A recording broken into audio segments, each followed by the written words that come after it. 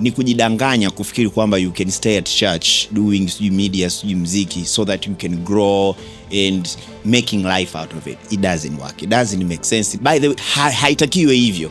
Unajua hata mchungaji mwenyewe ambaye anasubiri hela ya kanisani huwa anaishia kuwa tapeli at the end of the day. So hata wewe mwenyewe mtu wa media, ndio maana nikasema media kanisani itumie kama ibada yako kwa Mungu. Offer your service to your God behind the scene, kwa sababu kanisani ni mahali pekee ambako unaweza ukapata urahisi wa kushika vifaa, tofauti na maeneo mengine. Behind the scene, use that to equip yourself, to train yourself kuwa bora kwenye maeneo yale ambayo unafanya. Mimi graphic designing, photography, sehemu ya kwanza ya kufanya ilikuwa ni kanisani, na ndipo nilipata client wa kwanza. Maana watu wanakuwa unafanya, ndio mkitoka mkiwa mnazungumza pale, mtu anakuambia ninatengeneza ubuyu, nitakutengenezea sticker.